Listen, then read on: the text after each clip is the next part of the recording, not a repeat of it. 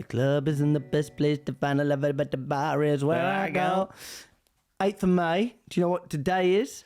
Today, the 8th of May. Yeah. It's Estelle's birthday. Estelle. Happy birthday to Estelle, Jack's mum, Estelle. Yeah, not the singer of American Boy. Your choices shape your success. Right.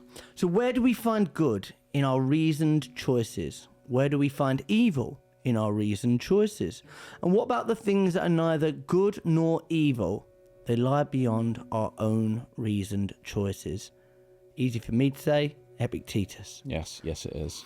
So this gets me thinking about reverse engineering things, something that we like to call the magic of maths, and it's understanding your numbers. I think everything in life can be broken down to a maths equation. That's one of my catchphrases at the moment. Saying it a lot. So if you're a salesperson and you're thinking about reverse engineering things and you're thinking about maths, where would you start? Math. Mathy math. Wow. Right. So what I would say, put your target on the board, right? Mm-hmm. Write down your target, or on a piece of paper, write down your target. And then work back from there in layers, right? So you want to go, right, there's my target. And then let's say you're a business that gets proposals. That's the step before sale. Mm-hmm. How many proposals do I need to hit that target?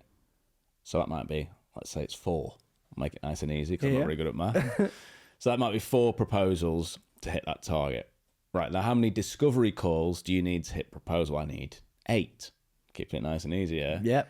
How many conversations with people who have a problem do you need? 16. See what I'm doing? I know what you're doing. How many dials might it take? How many? And then you can really build out this kind of layered pyramid of steps that need to happen to tick each box up the ladder to hit your target. Now, the reason why this is really useful and why it links to Stoicism so well, Jack, because I imagine you were about to ask me, how does this link to Stoicism? Yeah. Is because we can often, because of the way selling feels, and it's quite an emotional thing, we can think, oh, I'm having a bad month, it's the market, it's the product I'm selling, it's the buyer didn't like me. You can kind of get in your own head and go down this feeling spiral. Yeah. Where if you just look at the numbers, you can see objectively, well, have I actually done enough to do the bit? So there's definitely a thing of, I mean, we see it with our own team, don't we? There's a thing of spotting, is this a skill issue or is this just a volume issue? Yeah. And I think 9 times out of 10, when we're speaking to potential clients and you say, well, how many calls are your team making? How many conversations are they having? I spoke to someone the other day, he said their team, each person does 10 calls a day. It's like, well, of course, you're never going to get anywhere doing that. You know what I mean? What have you got to add, though? Because I'm seeing the look in your eyes that's actually quite erotic. Well, I was just thinking, I'll tell you what I was genuinely thinking. I was thinking, me and you walking around the streets of Manchester saying, do you want this Sales Stoic podcast or do you want to double it and give it to the next Stoic? Right. That's what I was thinking. And what's the answers? They want to double it. Right. Yeah.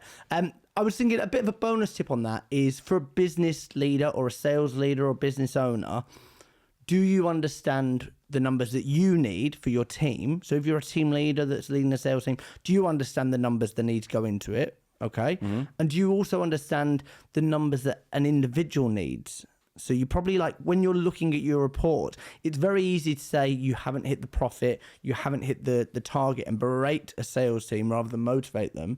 Whereas actually if it's mid-month and somebody looks like they're not on track to hit, it could be a case of looking at it, like you were saying there, and going, but they're doing all the input. So where are they failing here? I need to know.